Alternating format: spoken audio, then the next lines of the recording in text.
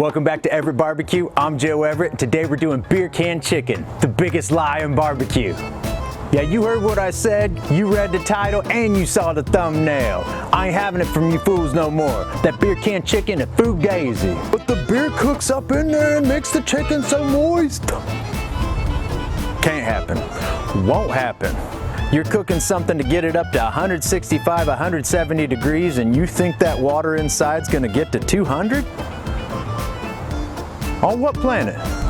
Perhaps the laws of physics cease to exist on your smoker. Were these magic chickens? Maybe you bought them chickens from the same guy that sold Jack his beanstalk beans. I don't believe in that beer can chicken. Refuse to do it, and that's what this video is about. I'm gonna prove to you that the chicken in this stand that has no beer is gonna be the same exact chicken that's in this stand that has half a beer. Ain't my fault you've been getting lied to all your life. That's what this channel's about, bro. I ain't no yes man. I ain't gonna pat you on the back and tell you you're great. I'm gonna tell you the truth. Okay, back to business, boys and girls. There's two big bonuses when you do barbecue beer can chicken. Namely, you get an excuse to drink half a beer. But you also don't have to break your back busting up this whole bird with some trim time. Now all we're gonna do is go avocado oil spray as a binder and then some AP rub, aka Big Savory. You put the barbecue rub in, you put the barbecue rub out, you do the hokey pokey and turn yourself around. That's what it's all about. All right, son, it's time to set these on the stand for the smoker. And don't you forget to tuck those wingies back so our birdie can get his swole on. Sun's out, guns out, boy.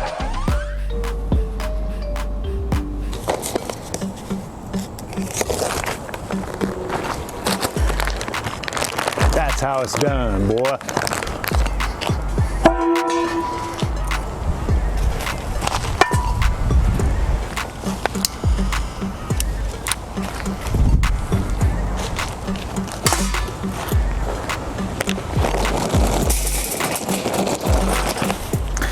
Okay, crew, while the charcoal's getting hot, just wanted to show you what I like to do to kind of maintenance this deal.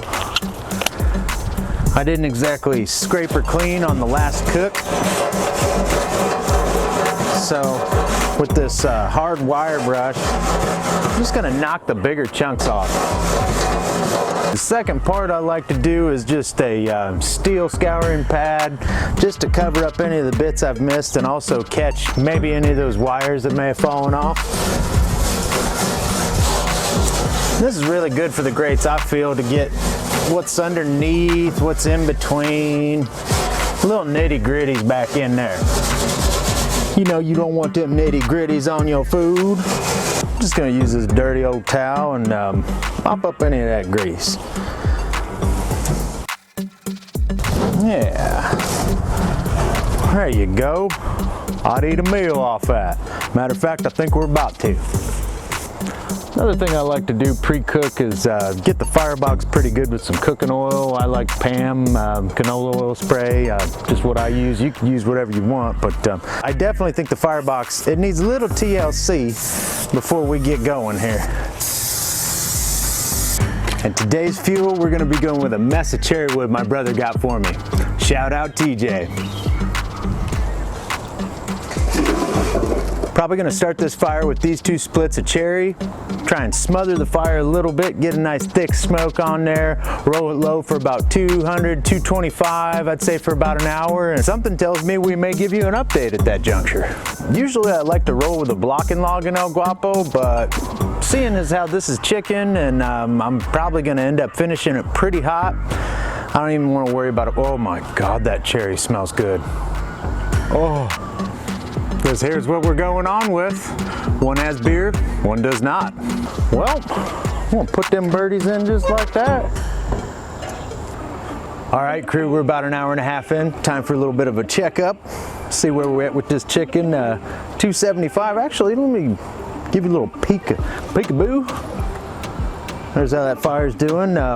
We're at 275 right now, and I think we're gonna add another few splits and try and finish this off in the 300s. Ooh, I sure do like the looks of them. I did decide to go with a blocking log. The char griller was getting a little crazy with it. Okay. 122 on that breast. Let's see how this back dude's doing. 126, 120 something. Probably can't read that, doesn't matter. I am gonna spin these dudes around.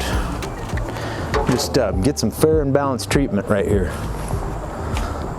Wouldn't be wearing gloves. Oh, and look, there's none of the beer has evaporated.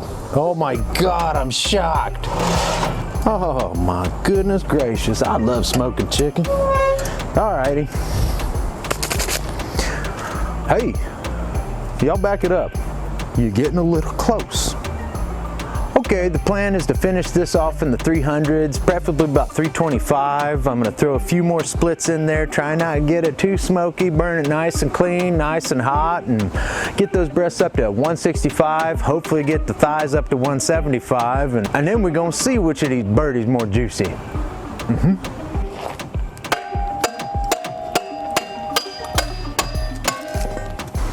And by the way, got an offset and you don't have a kindling cracker, you're doing it wrong, Buster. Figured I'd just give you a little 411 on the FIRE.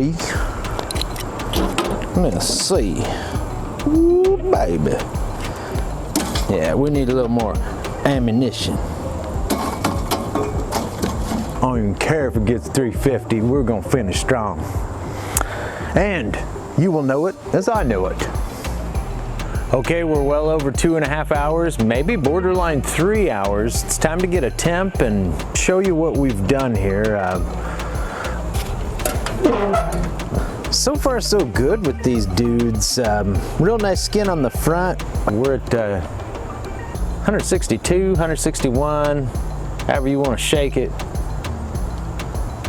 About there. We're approaching the 3-hour mark, just beyond 2.5 hours. Kind of right where we're supposed to be at.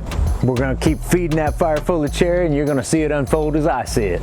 As you can see, there's the beer in the bottom. This is the beer can chicken.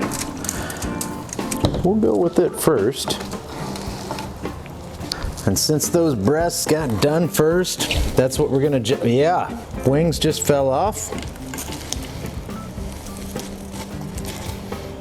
That dark meat is done.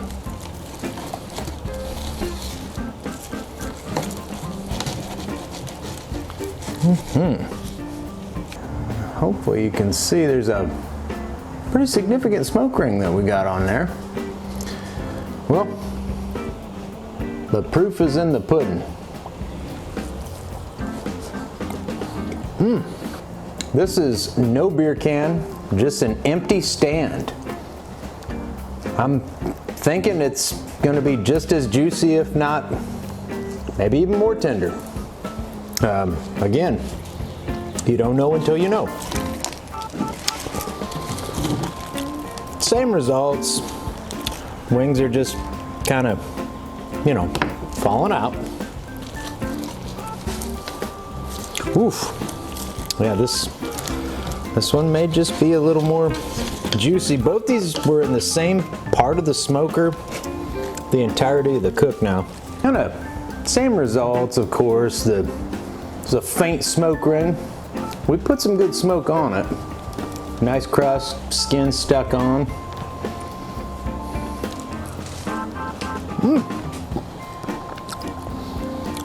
Maybe it's just a bigger bird. It took the smoke a little bit better, but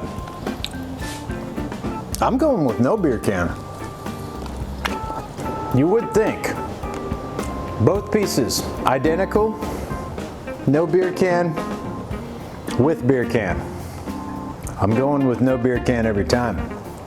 I'm not out here to expose anybody to be a complete phony, but I think that beer can chicken might just be the biggest lie in barbecue. Although I'm here to tell you, you're not gonna get kicked out of any party serving either of these chickens. I'm siding with simple, easy, tried and true every time. But in this case, I'm gonna go ahead and save that beer, cop myself a buzz, and cook some killer chicken.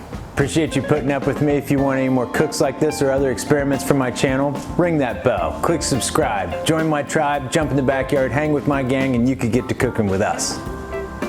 Oh man, it's gonna be a greasy camera. That's all I can tell you there. I know what you're up to. You behind the lens. You. I'm sorry, Glove Works, I'm paying a lot of money to y'all, and this is what I get in return. Somebody may go shopping for some other gloves. For real, like, second pair that done did this now. And these are the 5Ms, man. These are the thick dudes. I'm disappointed, y'all. Nothing to it but and yes, someone just threw an acreage on there. I think it was the brisket bandito. And would you look at that? None of the water evaporated. Oh, that beer can theory failed miserably. Okie dokie. We'll keep that greasy old towel around, 'cause you never know.